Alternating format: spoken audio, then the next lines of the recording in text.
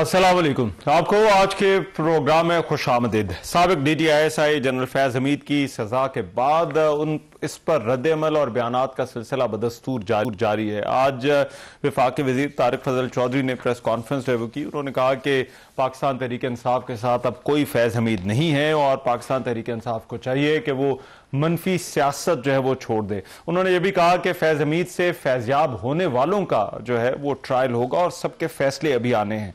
Pakistan peoples party के रहनुमा नैयर बुखारी ने आज इस हवाले से कहा कि जर्नैल के कोर्ट मार्शल से फौजी और सिविल अफसरान जो है वो मोहतात होंगे। लेकिन फैसल वाडा, सेनेटर फैसल वाडा जो है वो पिछले गुज़िश्ता रोज से जो है वो दावा कर रहे हैं कि फैज हमीद बानी PTI के खिलाफ वादा माफ गवाह बनेंगे और ये मामला कहीं ना कहीं पर चेयरमैन PTI इमरान खान की तरफ जाता हुआ ही दिखाई दे रहा है। अब ये जो सारा मामला है, कल से जो है वो हुकूमती वज़रा की जो प्रेस कॉन्फ्रेंसेज है जिनमें पाकिस्तान तहरीक इंसाफ का बार बार जिक्र है, जनरल फैज हमीद को जो सजा हुई उसका ताल्लुक जो है वो पाकिस्तान तहरीक इंसाफ के साथ जोड़ा जा रहा है, 2018 के इंतखाबात के साथ जोड़ा जा रहा है, पॉलिटिकल इंजीनियरिंग के जो इल्ज़ामात हैं उनके साथ जो है वो उसका ताल्लुक जोड़ा जा रहा है। तो पाकिस्तान तहरीक इंसाफ इस सारे मामले को किस तरह से देखती है, इस पर बात करने के लिए पाकिस्तान तहरीक इंसाफ के मरकजी सेक्रेटरी जनाब शेख वकास अकरम साहब इस वक्त मेरे साथ मौजूद है। तो प्रोग्राम के आगाज में ही सबसे पहले जो है वो शेख वकास अकरम साहब से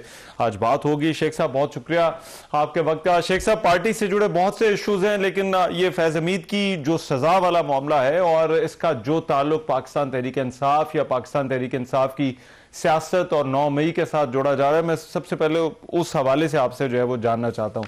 आपको लगता है ये मामला बिला आखिर जो है वो पाकिस्तान तहरीक इंसाफ की तरफ ही आता हुआ नजर आ रहा है? देखिए सर, पहले तो मैं आपको ये बता दूं कि हम ये समझते हैं और ये हमारी वही पोजीशन है जब जनरल फैज गिरफ्तार हुए, जो पोजीशन हमारी उस वक्त थी। और वो पोजीशन क्या है कि इनकी गिरफ्तारी और इनके ऊपर होने वाली इंक्वायरी, ये फौज बहैसियत इदारा, उनका अपना इंटरनल अकाउंटेबिलिटी मैकेनिज्म है, वो जाने और उनका काम जाने। हमारा इससे कोई ताल्लुक नहीं है। ये हम वाज़े तौर पे, ये उस वक्त की स्टेटेड पोजीशन है जिस वक्त अभी गिरफ्तारी हुई थी और आप लोगों ने हमसे फिर उस वक्त सवाल जवाब किए थे।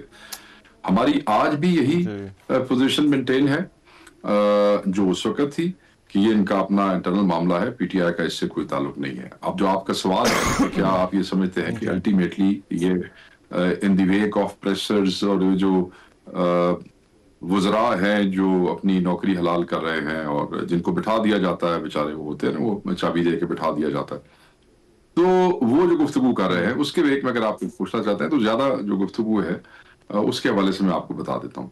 इस वक्त तक इमरान खान साहब के अगेंस्ट कोई ऐसा लीगल फैसला जनरल फैज के फैसले के हवाले से हमारे सामने तो मौजूद नहीं है। कम से कम हमारे पास वो चीज नहीं है, हमारे पास उसकी कॉपी नहीं है कि उसमें खान साहब का नाम लिया गया है या खान साहब को जोड़ा गया है या PTI को जोड़ा गया है। एक प्रेस रिलीज जरूर आई है, उसमें सियासी मुदाखलत की बात हुई है। सियासी मुदाखलत तो आप देखें ना, अगर आप मौलाना फजलुर रहमान का देखें इंटरव्यू, तो उसमें तो उन्होंने कहा था कि जनरल फैज ने खान साहब की हुकूमत गिराने में भी किरदार अदा किया। आपने सुना है ना वो इंटरव्यू, उसमें तो उन्होंने और भी बहुत से उसके नाम लिए।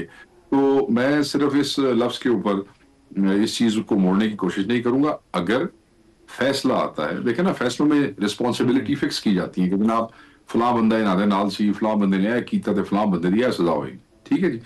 अगर कोई ऐसी चीज जब सामने आएगी, उस वक्त हमारी लीगल टीम उसको देखेगी, ऑब्वियसली उसको चैलेंज करेगी। पॉलिटिकल पार्टी में जो लोग ऑन ग्राउंड चीजों को देखते हैं वो उसको देखेंगे और उसके बाद हमारा मुनासिब जवाब उस हवाले से होगा। पहले हम देखें तो सही कि चीजें हैं क्या। अभी तक हमारे सामने कोई ऐसी न चीज है, ना इन्वेस्टिगेशन करने वालों ने, ना प्रेस रिलीज देने वालों ने इमरान खान साहब का नाम लिया है, ना तहरीक इंसाफ का नाम लिया है। तो ये बेचारे एवं ही इन्होंने उछल कूद लाई हुई है। जैसे वो कहते हैं ना, मैं यूजुअली यही कहता होता हूँ, जैसे कोई रौला होएगा तो उसले वो कराएंगे, उस तो जैसी केड़ी गल शोर मचाई थी की आखिए हुण। राइट, ये तो बेचारे नौकरी। आपकी बात कानूनी लिहाज से आपकी बात कानूनी लिहाज से बिल्कुल ठीक है शेख साहब, लेकिन अगर एज ए पॉलिटिकल आर्गूमेंट देखा जाए, अब वो जो प्रेस कॉन्फ्रेंसेज हैं उनमें एक चीज पर बड़ा जोर है कि फैज हमीद अकेले नहीं थे।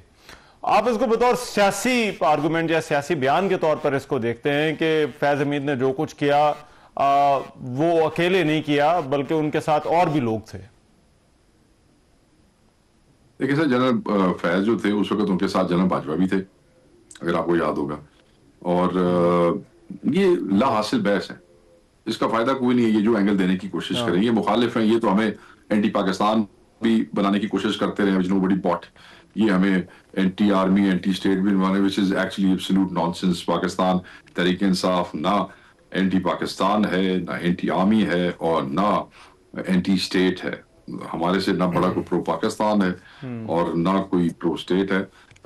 हाँ, अपने साथ होने वाले जबर या ज्यादती के ऊपर आवाज उठाना जो है, वो तो इसी मुल्क के आइन में हमें हक मिलता है। तो हम कहते हैं, तो ये इन बेचारे को ये जो वो है नो चाबी वाले खिलौने ना तो तकलीफ होती है, और की बह जाते हैं, एक बंदा है दूसरा। देखो ना, हमारी प्रेस कॉन्फ्रेंस दिखाते हैं, मौत पड़ती है टीवी चैनल्स को, मगर इनकी निकम्मे से निकम्मा वजीर वजह घर वाले भी छोले नहीं देंगे, उन्होंने भी बहा देंगे, ठीक है दिखाओ जी, लाइव दिखाओ, तो विखा दो तुसी। लेकिन ये जो 2018 के इंतखाबात के हवाले से वो बातें कर रहे हैं, अब जाहिर बात है 18 का इंतखाब, पीटीआई की हुकूमत आई, तो उस हवाले से जो जनरल फैज के कनेक्शन की बात की जा रही है, उसको आप किस तरह से देखते हैं? सर, इंतखाबात में फलाने जनरल की मुदाखलत, फलाने आदमी की मुदाखलत, ये तो फिर आप वो फिर सिलेक्टिव जस्टिस तो नहीं हो सकता ना। फिर आप उससे पीछे जाएं, फिर आप उससे पीछे जाएं, फिर आप उससे पीछे जाएं, तो जाओगे तो फिर मतलब एक दर्जन के लगभग रिटायर्ड बंदे होंगे जेडे फिर टंगे पे होंगे, फिर ठीक है। इंज है तो फिर सारे वास्ते ही इंज है, फिर कोई सिर्फ एक पार्टी वास्ते तो नहीं हो सकता ना। लेकिन आपको लगता है इससे कोई फर्क पड़ेगा, ये जो फैसला आया है? सर, जो कुछ हमारे साथ ऑलरेडी हो रहा है रमान भाई, मुझे ये बताएं, जो एक ही दिन में इस मुल्क के 3 अपोजिशन लीडर फारिग करके घर भेज दिए गए, शिबली फराज, अहमद बच्चर, उमर अयूब, 40-40 साल सजाएं, 10 साल सजाएं, लीडर भी अंदर है। बाहर जो कुछ हमारे साथ हो रहा है, हमारे लोगों के साथ हो रहा है, वर्कर्स के साथ है, उस तो बात तुम समझते हो कि कोई मुसीबत सानू को बड़ी मुसीबत लगती है। मुसीबत चल रही है ना जी, हर कोई अपने अपनी हस्ती के मुताबिक भार उठा रहा है, उठा सकता है, कोई थोड़ा उठा सकता है, कोई ज्यादा उठा सकता है। कुछ थे जो मुसीबतें अभी शुरू ही नहीं हुई थी, पकौड़े थे जो भाग गए, साथ चढ़ते चढ़ते कोई थे टांदा फांदा, कोई ट्वीट करके चला गया, कोई बेचारा ना प्रेशर बर्दाश्त कर सका। खवातीन भी थी जिनको प्रेस कॉन्फ्रेंस करें, वो ठीक हो गया, चल उनको खलोता रहे। वो इसी तरह दुनिया तो इसी तरह चल दी है ना sir.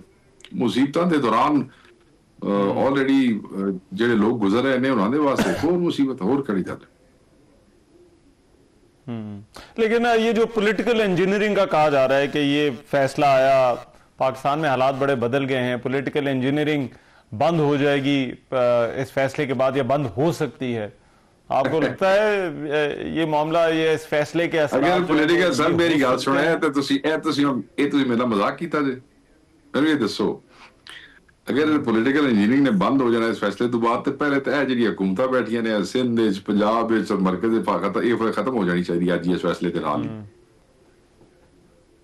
PTI holds that this government is also a direct result of political engineering, which is Form 47. So it stops and puts an end to that thing. वे तो घर जाना, ये क्यों बैठे थे कुदाड़ियां मार रहे ने टीवियां के उत्ते? हाँ, अच्छा अच्छा। लेकिन शेख साहब, पार्टी का जो आगे का रास्ता है, देखिए एक तासुर ये बन रहा है और हुकूमत का भी इस पर जोर है कि तहरीक इंसाफ जो है वो एंटी स्टेट पार्टी जो है वो बनती जा रही है। अब आप लोग पार्लियामान के अंदर भी हैं, अपोजिशन की जमातों को भी इकट्ठा कर रहे हैं, पार्टी आगे का रास्ता क्या देख रही है? मुश्किलात थोड़ी बढ़ रही हैं, ऐसा लगता है, कम होने की बजाय पार्टी के लिए।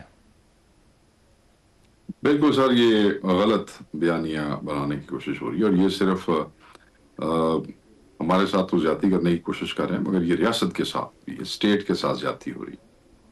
आपको पता है कि कितने लाख जो है वो हमारे फौजी भाई हैं जिन्होंने इमरान खान को वोट दिया है। जो छावनियां हैं और जो इलाके हैं वहां पे आप रिजल्ट देखें तो उन्होंने इमरान खान साहब को फौज ने किस तरह से वोट दिया है।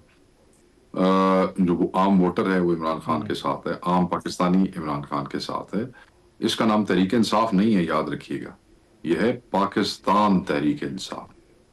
अगर इसमें से पाकिस्तान का लफ्ज निकाल दिया जाए तो पीछे क्या चीज रह जाती है? वो तो नाम ही हमारा खत्म हो जाता है। तो पाकिस्तान है तो तहरीक इंसाफ है। हमने इस रियासत में जो खराबियां हैं उनको बेहतरी के लिए जो है वो खान ने आवाज उठाई, उनकी इस्लाह के लिए आवाज उठाई। तो ये बयानियां बिकेगा नहीं, कि जनाब ये जो कुछ रेफरेंसेस हमने देखे, क्योंकि पॉलिटिक्स की बात हो रही है तो कुछ रेफरेंसेस हमने सुने एमक्यूएम के साथ कंपैरिजन के, तो अल्ताफ हुसैन वाली एमक्यूएम थी। तो नए पाकिस्तान तरीके इंसाफ का कोई जोड़ी नहीं है, कोई हिसाब किताब ही कोई नहीं है। एक रीजन की एक महदूद सी जमात जिसका एक बड़ा पुरतशद्दुद माजी है, जिसको हर वो पार्टी जो इस वक्त की हुकूमत में बैठी है वो उनके ऊपर चार्जशीट लगा चुके हैं, कभी बोरी लाशों की बातें कर चुके हैं मीडिया में, प्रेस कॉन्फ्रेंसेस के अंदर। आप लोगों ने, मीडिया ने रिपोर्ट किया, अखबारों ने, उससे अखबारों ने असल ज्यादा उसके हवाले से किलिंग्स हैं और पता नहीं क्या और क्या है। मैं उस तफसील में नहीं जाता क्योंकि ये बातें नून लीग और पीपल्स पार्टी इनके खिलाफ करती रही है, नून लीग और पीपल्स पार्टी करती रही है, ठीक है सर। तो पाकिस्तान तहरीक इंसाफ का इससे क्या कंपैरिजन है? Pakistan political Tehreek Insaf is a political genuine force, ਉਹਦੇ ਨਾਲ ਤੁਸੀਂ ਉਹ करो तो कोई गल नहीं ना सर, नहीं बनता नहीं सर। ठीक है, राइट। बहुत शुक्रिया। शेख वकास अकरम साहब हमारे साथ मौजूद थे, सेक्रेटरी इत्तलात तहरीक इंसाफ बात कर रहे थे। प्रोग्राम में एक ब्रेक, वापस आ रहे हैं इस ब्रेक के बाद।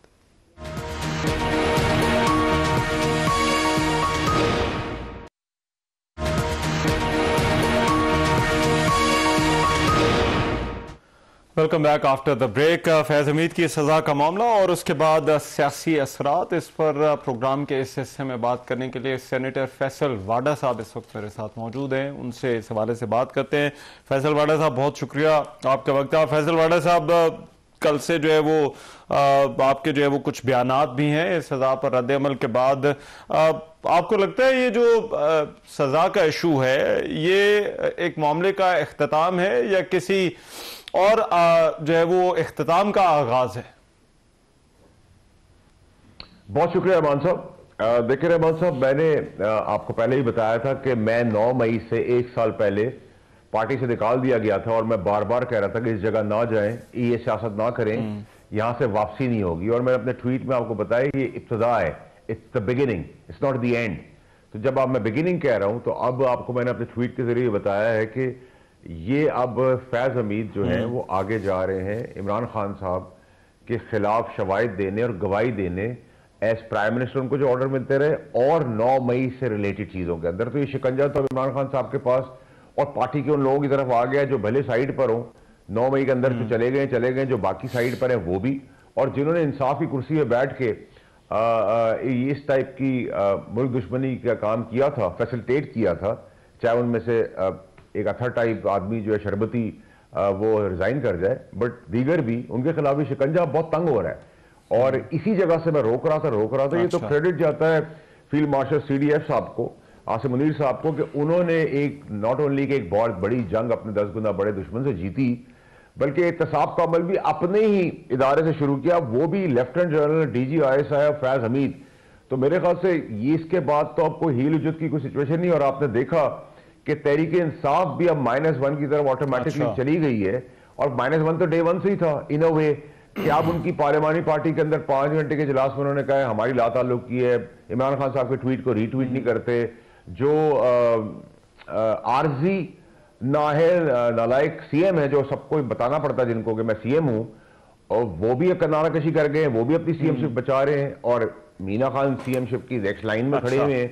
तो बहुत कुछ हो रहा है अंदर खाने, तो आपको पता है सब कॉम्प्रोमाइज थे ही। और एक और प्लान हो रहा है कि जिसमें धावा बोला जाए जेल के अंदर, ताकि खुदा ना खास्ता कोई बड़ा नुकसान हो जाए जिसकी वजह से 40-50 साल ये सियासत कर सके। तो ये तो बड़ी क्लैरिटी है। और उसके हिसाब से जब जेल बदलने की वक्त आएगा, ऐसी सिचुएशन लगेगी तो 1.5-2 महीने में वो भी बदल देंगे।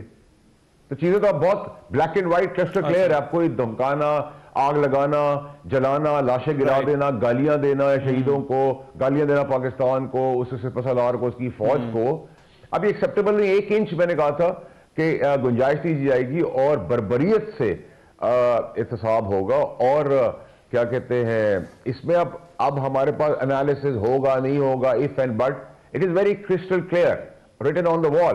और मैंने आपको एक लिस्ट दी हुई है, मैं आपको रिपीट भी कर दूंगा साहब, जिसमें नाअहल, बैन, गवर्नर राज, 9 मई के केसेस मंतके अंजाम तक पहुंचाना, 9 मई के भगौड़े जो KPK में बैठे हुए हैं उनको निकालना कि वो इंडिया का हिस्सा नहीं है। उसमें एक सेनेटरशिप जाती नजर आ रही जान खुरम की, जो है आपका शेख वकास टाइप लोग, जिन्होंने रियासती दहशतगर्दी और डिजिटल दहशतगर्दी की हुई है और मारने मरने की धमकियां। ज़ीशान खुर्रम साहब तो फौजियों को जान से मारने की बातें कर रहे हैं और गद्दारी और हिंदुस्तान से कनेक्शन, ये सब चीजों को आप लिस्ट कर लें। जैसे जैसे एक्शन होगा वैसे वैसे फोर्सफुल रूथलेस डबल रिएक्शन आएगा।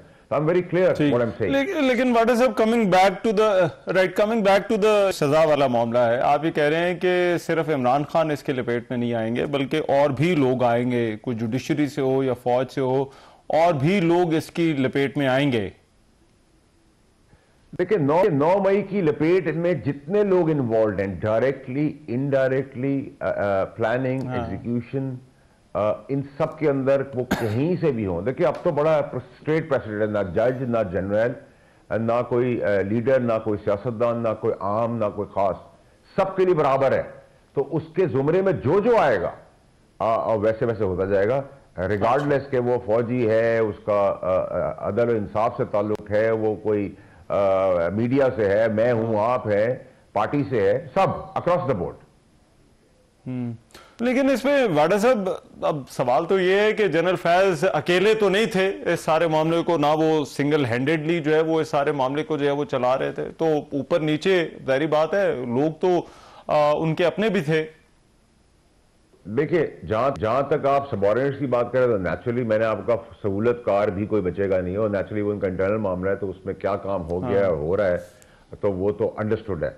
जब वो लेफ्टिनेंट जनरल को नहीं छोड़ेंगे तो बाकी तो कोई बचेगा भी नहीं, क्योंकि बड़ी क्लैरिटी से कि जहां तक आप उनके सुपीरियर बाजवा साहब की बात करें तो देखिए नाअहली और निकम्मापन या नेग्लिजेंस तो आप जरूर कहेंगे बाजवा साहब की, इसमें कोई दो राय नहीं होनी चाहिए।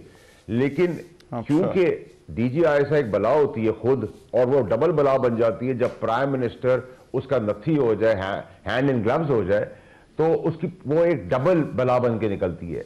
तो क्योंकि बाजवा साहब को जब तक पता चला वो वैसे ही बहुत देर हो चुकी थी, लेकिन उन्होंने उसको हटाने के लिए जो रास्ता बनाया, वो रास्ता हटाने वाला जो इशू उन्होंने किया वहां से मैच पड़ गया तो उनकी बचत हो गई।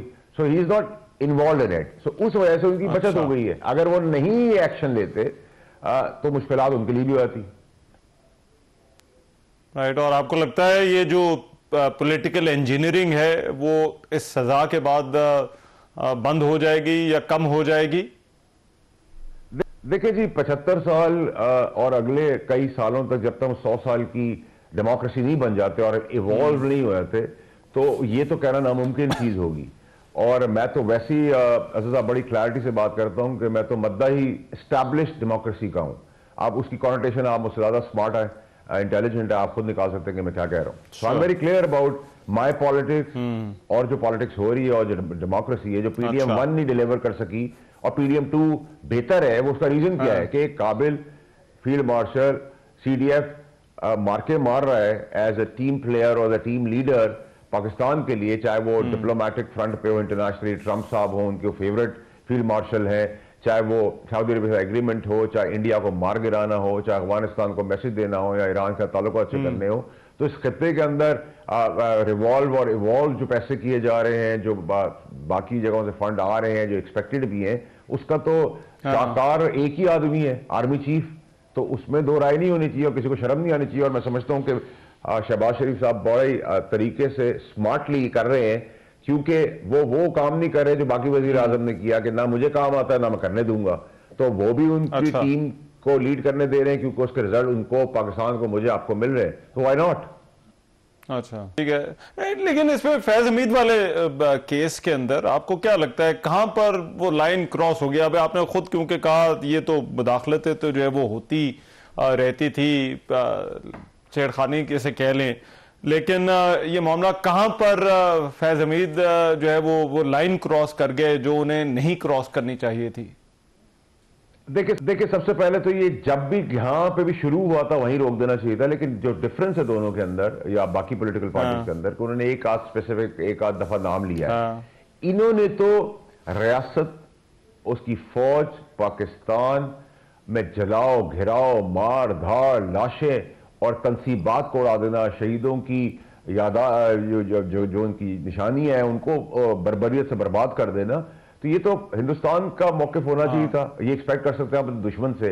और उसके बाद constantly categorically specifically army chief को करते रहे, आर्मी चीफ को चीफ बनने के लिए दुनियावी और आसमानी और कानूनी सारी चीजें इस्तेमाल करी। वो तो अल्लाह ताला की मदद थी, रहम था, करम था कि वो डिवाइन हेल्थ से आ गए।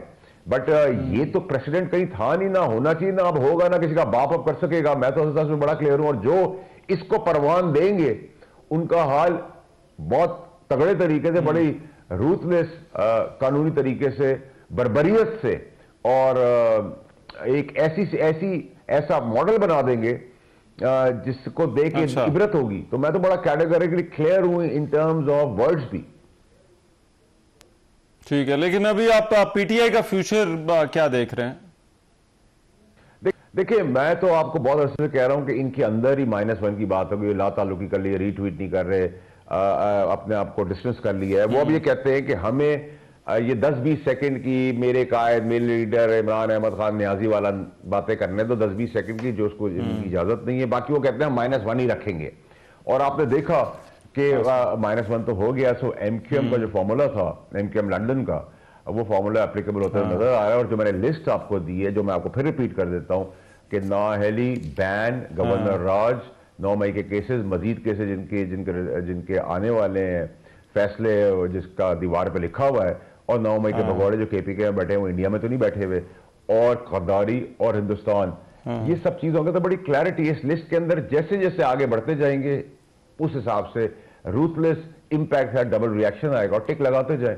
तो मैंने आपको लिस्ट दी है, इस लिस्ट में वो पीछे हटेंगे तो वो लिस्टें डिले हो जाएंगी, अब वो और पीछे हटेंगे तो उसमें एक टिक कम हो जाएगा। बट ऐसा नहीं हो सकता कि ये जो बरबरिया, धो, गुस्सा, गालम गलोच, चढ़ाई वड़ाई, तो आपने देखा है कि डी चौक से आ गए गवर्नर KPK के हाउस तक, और इमरान खान को निकालने से लेके इमरान खान को मिलने तक आ गए हैं। तो ये जो आप पैरिटी देख रहे हैं, और उससे ऊपर मेरे समेत बड़ी हेल्प की थी इसके अंदर के उनकी बहन की मुलाकात हो जाए। और मैंने कहा था ऑन रिकॉर्ड मालिक साहब के शो पे कि अगर CM KPK नहीं आते अडयाला और इस्लामाबाद हाई कोर्ट, तो इसमें बेहतरी हो जाएगी। तो वो भी नहीं आए। लेकिन उसके बाद जो सबसे बड़ा काम हुआ, जो सबसे बड़ा जुल्म हुआ, वो ये हुआ कि सबसे बड़ी कमजोरी इमरान खान साहब की है, एक ही सबसे बड़ी कमजोरी है कि वो अकेले नहीं रह सकते। वो उनको सोते हुए भी 4 आदमी का शोर चाहिए। तो वो तो घर के चिराग में आग लगा दी। तो मुझे तो नहीं समझ आई, ये सब कमजोरियां हमें तो पता थी, हमने तो कभी नहीं खोली। हमारे पास तो 15 साल की चैट्स है जो इंटरनेशनल मीडिया हमसे खरीदने को भी तैयार है, और अगर हम दे दें तो 190 मिलियन के केस से पहले उन चीजों का फैसला हो जाएगा। लेकिन मैंने तो वो राज नहीं दिए, ना मैं कभी जिंदगी दूंगा। वो अच्छे वक्त के हैं, वो अच्छे वक्त के साथ दफन हो जाएंगे। तो ये क्लैरिटी तो रखे, इन्हीं वजह से यही वो रीजन थे जिसकी वजह से मुझे निकाला गया था। मैं रोक रहा था, आप बचा लें जिन्होंने बचाया था अपने सियासी बाप को, जो खुद लावारिस है। मेरा सियासी बाप तो वजीर आजम था। ये तो बड़ी क्लैरिटी है, राइट। लेकिन वाडा साहब, -1 की आप बात कर रहे हैं। अब तहरीक इंसाफ इमरान खान है और इमरान खान तहरीक इंसाफ है, तो ये तो चीज जो है वो पता है। तो -1 जो है वो, या माइनस इमरान खान जो है वो कैसे होगा? नहीं, ये बात आपकी बिल्कुल बजा है कि इमरान खान ही PTI है और PTI ही इमरान खान है। चाहे हमें भी वोट पड़े थे तो वो इमरान खान के नाम पे ही पड़े थे। इसमें बड़ी क्लैरिटी होनी चाहिए और गलत बयानी नहीं करनी चाहिए। लेकिन ये टर्म और टेन्योर जो है, जब तक भी है, वो जरूरी है, गुजार लेंगे। ये चाहते हैं कि कोई बड़ा नुकसान हो जाए, जिससे इमरान खान की तस्वीर लगाए, वोट लें और 40-50 साल करें। और ऐसी हमने पॉलिटिक्स पहले भी पाकिस्तान में देखी है। तो अल्लाह ना करे वो सिचुएशन आए। क्योंकि मैं आपके तवज्जुह से एक्सपोज करता जा रहा हूं, और जो मैं सालों पहले बात करता हूं वो इवेंचुअली आती है धड़े। इमरान खान साहब अपनी पार्टी के लोगों को कहते हैं कि मीर जाफर, मीर सादिक है, हेलो, और PTI की जो प्रेस कॉन्फ्रेंस करते हैं गौर साहब, उसको KPK कहती है, हम नहीं मानते। KPK के अंदर अपने धड़े हैं, मुराद सईद का धड़ा भी काम कर रहा है, अरशद शरीफ का केस खुलना है, मुराद सईद का पकड़ने जाना जरूरी है, और गंडापुर का अलग है, बेगम साहिबा का अलग है, बहनों का अलग है, इमरान खान साहब का अलग है। जो लॉयल्स थे वो पार्टी के डिस्कंटल होके निकल गए, कुछ साइड पे हुए हैं। तो ये तो वो शक्लें जिनको हमने कभी देखा ही नहीं था। इनमें से कुछ ऐसे होंगे जिनको हमने शायद 15 साल में हाथ भी नहीं मिलाया। ठीक। तो जो पार्टी चलाने वाले थे, अगर अब मेरी बात करें तो मॉरली, इमोशनली, एथिकली, फाइनेंशियली, पैसा, असर असू, खून पसीना हमने लगाया। वहां अलीम खान ने पैसा लगाया पंजाब में, वहां जहांगीर तरीन साहब ने इस्लाम लगाया। आपके सामने सारी चीजें, आप खुद विटनेस इन चीजों के। तो हमने तो नहीं किया ना, तो अल्लाह का शुक्र है मैंने तो इनको कुर्सी भी मुंह पे मारी जब मैं बहाल हो गया। जबकि किसी का बाप मुझसे वो कुर्सी नहीं ले सकता था तहरीक इंसाफ की, पर अल्लाह की मेहरबानी थी, मैंने वापस की। आप प्रिंसिपल की सियासत करें, मैं रोकता रहा, वो बर्बादी तो चलते रहे। मुझे निकाला गया, मैं उनमें से नहीं हूं जो 9 मई में हाथ बांध के निकले हो बाहर के जी ओ अब हमारी लातालुकी है। मैं 9 मई से 1 साल पहले ही निकाल दिया गया था, और अल्लाह का शुक्र है निकाल दिया गया था कि मैं रोकता, और शायद अगर मैं होता तो मैं रोक भी लेता, और शायद मैं आज होता तो इस दिन तक लाने भी नहीं देता। तो अल्लाह की मेहरबानी है कि उसको वो अर्श से फर्श पे लाता है और फर्श से अर्श पे ले जाता है, तो सब कुछ अल्लाह के हाथ में। राइट, ठीक, राइट, बहुत शुक्रिया। सेनेटर फैसल वाडा हमारे साथ मौजूद थे। प्रोग्राम में एक ब्रेक शामिल करो, वापस आते हैं इस ब्रेक के बाद।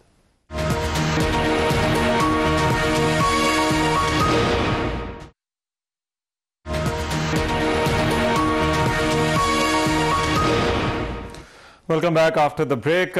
फैज हमीद की सजा का मामला, और इस पर बात करने के लिए इस वक्त शाजिया मरी साहिबा मेरे साथ मौजूद हैं, पाकिस्तान पीपल्स पार्टी की सीनियर रहनुमा हैं। उनसे भी इसी इशू पे जो है वो प्रोग्राम में आज बात होगी। शाजिया मरी साहिबा, बहुत शुक्रिया आपका वक्त का। शाजिया मरी साहिबा, जो सबसे पहली चीज मैं पूछना चाहता हूँ, सियासी जमातें इस बात पर खासा जोर दे रही हैं, हुकूमत भी, कि एक प्रेसिडेंट सेट हो गया है इस सजा से, जहां तक सिविल मिलिट्री रिलेशंस का जो है वो ताल्लुक है। तो आपको भी लगता है ये सजा ने कोई नजीर कायम कर दी है?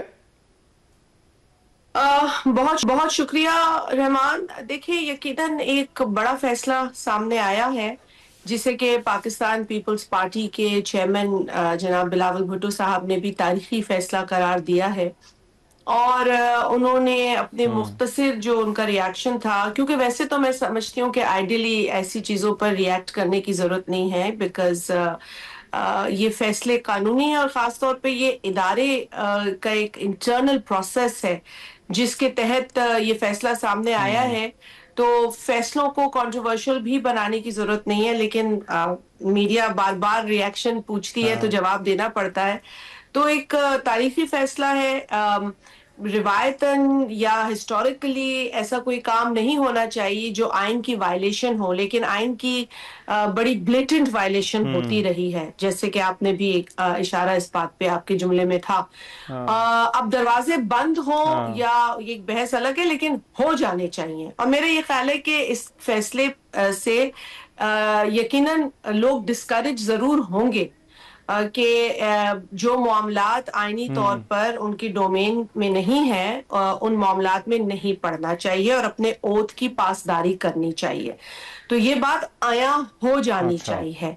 और आपने बिलावल साहब की वो स्टेटमेंट सुनी है, गालबन कल ही उनकी स्टेटमेंट सामने आई है कि उन्होंने बयान किया कि किस तरीके से जिस शख्स के हवाले से आपने बात की है, किस तरीके से उन्होंने अपनी ओथ को वायलेट किया और किस तरीके से उन्होंने मुख्तलिफ शोबा जिंदगी से ताल्लुक रखने वाले लोगों को अपनी जो कुर्सी है या जो अपनी पावर है उसके जरिए हिरासा किया। तो ये अच्छी बातें नहीं है। तारीख में जब वो लिखी जाएंगी तो फिर इस फैसले का भी जिक्र आएगा। तो कोई भी शख्स किसी भी पोजीशन में जो पावर की पोजीशन हो, खा वो वजीर आजम की कुर्सी हो जिसका हवाला उन्होंने दिया, एक शख्स उस कुर्सी पर भी विराजमान थे जिन्होंने बार बार ये कहा कि सियासतदानों को वो किस तरीके से ट्रीट करेंगे, घसीटेंगे, रुलाएंगे, जेलों में डालेंगे, एसी निकाल लेंगे, कौन कौन सी अजियत का उन्होंने हवाला दिया, वो सबके सामने है। तो इस तरीके से उन्होंने इस शख्स के बारे में भी बात की। तो मेरा ख्याल है जो भी जिस पोजीशन ऑफ पावर में हो उसे ये याद रखना चाहिए कि ये कुर्सियां, ये पावर वक्ती होती हैं और इसमें आपको कानून और आइन की जो दायरे हैं उनमें रहकर काम करने की जरूरत है। तो जब जब ऐसा हुआ है, तारीख गवाह है, ऐसे लोगों को मुंह की खानी पड़ी है और अब ये फैसला सामने आया है जो कि तारीखी फैसला जरूर है। लेकिन आपकी बात का जवाब देते हुए उम्मीद यही है कि दरवाजे बंद होंगे और उम्मीद ये है कि इससे लोग जो है वो अब सोचेंगे कि ऐसा काम ना किया जाए जो आइन की खिलाफ वर्जी हो या कानून की खिलाफ वर्जी हो। राइट। लेकिन इसमें शाजिया मरी साहबा, जो हुकूमती वज़रा हैं उनका इस बात पर जोर है कि फैज हमीद अकेले नहीं थे। तो आपको लगता है कि जो लोग उनके साथ थे वो भी इसकी लपेट में आ सकते हैं या उनको भी आना चाहिए इसकी लपेट में? देखिए, बिलावल साहब ने अपने बयान में बताया कि अभी कार्रवाई चल रही है और ऐसे जराइम हैं जो उन्होंने कमिट किए हैं। तो यकीनी तौर पर जब तफसील आगे आएगी या तफसीलात में जाया जाएगा तो यकीनन जो लोग साथ दे रहे हैं या फैसिलिटेट कर रहे हैं वो भी सामने आएंगे और आने भी चाहिए। मैं समझती हूँ कि यकीनन अगर एक कार्रवाई में और भी लोग शामिल हैं, जो कार्रवाई गलत है और उसके लिए एक शख्स को आपने सजा सुनाई है, तो इसमें जो अबेटर्स हैं, जो फैसिलिटेटर्स हैं, वो भी सामने आने चाहिए। और आपको तो याद होगा कि तारीख का जो बदतरीन फैसला शहीद जुल्फिकार अली भुट्टो के खिलाफ सुनाया गया था, उसमें भी आमिर जिया अकेला तो नहीं था ना। उसको फैसिलिटेट करने वाले, उसकी ख्वाहिश को पूरा करने वाले, अमली जामा पहनाने वाले लोग भी थे। गो के 50 बरस के बाद ये कहा गया कि शहीद Zulfikar Ali Bhutto did not get a fair trial. अब उससे शहीद भुट्टो वापस नहीं आ सकते। उनकी फैमिली का जो इतना बड़ा नुकसान हुआ, उनकी जमात का, बल्कि मुल्क का जितना बड़ा नुकसान हुआ, वो वापस तो नहीं हो सकता। तो this was the gross miscarriage of justice जो हमने देखा है पाकिस्तान में। तो इस तरह के वाकयात ना हो, ये बेहतर है। लेकिन अगर अब भी कोई नहीं समझेगा तो मेरा ख्याल है कि ये अमल चलना चाहिए जब तक कि लोगों को समझ ना आए। इस अमल को रुकना नहीं चाहिए। अकाउंटेबिलिटी का ये अमल है। हिस्ट्री में बहुत नुकसान पाकिस्तान ने उठाया है ऐसे एडवेंचर्स से। हम समझ रहे थे कि शायद इस 21वीं सदी में, इस दौर में, इस साल में नहीं हम ऐसी चीजें देखेंगे, लेकिन बदकिस्मती से हम फिर भी देख रहे थे और आज हमने देखा है नतीजा उसका, एक फैसला ऐसा आया है। सो आई होप कि इसमें जो और लोग शामिल हैं उनको भी यकीनी तौर पे, जैसे आपने कहा कि ये आरा है, ये आरा नहीं है, ये हकीकत है कि जो फैसिलिटेटर्स हैं उनको इसी तरीके से उनके साथ डील करना चाहिए और कानून का ड्यू प्रोसेस जो है उसे फॉलो करना चाहिए। राइट। इसमें ज्यादा तो जो बानी चेयरमैन पीटीआई हैं इमरान खान, उनके हवाले से कहा जा रहा है कि उन तक मामला जो है वो पहुंच सकता है। इसको आप किस तरह से देखती हैं? ठीक है रहमान, अगर ताने बाने मिलते हैं वहां तक तो इन्वेस्टिगेशन वहां जाएगी। मेरे नॉलेज में नहीं है कि किस तरीके से इन्वेस्टिगेट हो रहा है, लेकिन यकीनन अगर एक प्रोसेस है, लीगल प्रोसेस है, उसमें अगर कोई एविडेंस है और अगर एविडेंस मिलता है और वहां तक जाता है तो I would not be surprise, क्योंकि उस जमाने में आपको पता है कि इन्हीं मौसूफ के वजह से डराया धमकाया जा रहा था सबको, ऑल इन ऑल समझा जा रहा था और पे दर पे ब्लंडर्स होते थे, कोई अकाउंटेबिलिटी नहीं थी।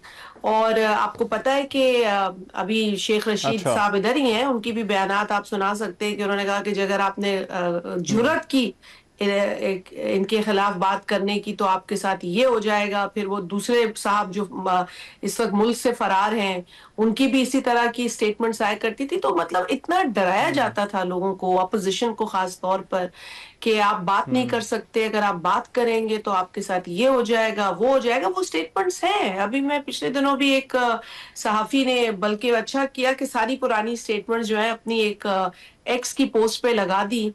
तो दूर तो नहीं है वो वक्त जब इस तरह की धमकियां और इन्हीं मौसूफ के बलबूते पे दी जाती थी और इनकी कॉल्स भी सुनाई गई हैं, ऑडियो भी बाहर आए हैं। तो मैं समझती हूँ कि अगर ताने बाने, सिर्फ एक शख्स का आपने नाम लिया जो उस वक्त का वजीर आजम था, और भी लोग होंगे जिन के तरफ ये जाएगा मामला, जैसे बात हुई कि वो तमाम तर लोग जो है वो शामिल होंगे इन क्राइम्स में। और ये क्राइम जो है वो किसी एक जमात के खिलाफ नहीं है, ये कुछ चंद लोगों के खिलाफ नहीं, ये मुल्क के खिलाफ है। क्योंकि अगर मुल्क के साथ इस तरह का खिलवाड़ होता है, निजाम के साथ, सिस्टम के साथ इस तरह का मजाक होता है, तो फिर मुल्क को इसका बहुत बड़ा नुकसान होता है। दुनिया में लोग जो है वो हमारी परसेप्शन पर बात करते हैं, खराब भी करते हैं, और जो परसेप्शन बनाई जाती है उस पर तनकीद भी करते हैं। तो हमें अपने इन हाउस ये सारी चीजों को बेहतर करने की जरूरत है ताकि मुल्क की परसेप्शन बेहतर हो, हमारा अंदर का निजाम बेहतर हो और मुल्क आईन के तहत चले, कवानीन के तहत चले, मुदाखलत सिस्टम में ना हो। और ये जिस तरीके से हो रहा है मामला, इसकी वजह से हम स्टेबल नहीं हो पाते हैं उस तरीके से। तो स्टेबिलिटी जो है वो हमारी माशी इस्तेहकाम के लिए जरूरी है, हमारी प्रोग्रेस के लिए जरूरी है। दिस मे नॉट साउंड जिस तरह कोई कहेगा कि जी मैं कोई किसी के खिलाफ जान के नहीं, अगर आप इसकी ओवरऑल पिक्चर देखें तो इससे मुल्क का बहुत बड़ा नुकसान होता है। मैं मेरी जमात है। जी राइट। ठीक है, बहुत शुक्रिया। शाजिया मरी साहबा हमारे साथ मौजूद थी और बात कर रही थी। प्रोग्राम में एक ब्रेक, वापस आते हैं इस ब्रेक के बाद।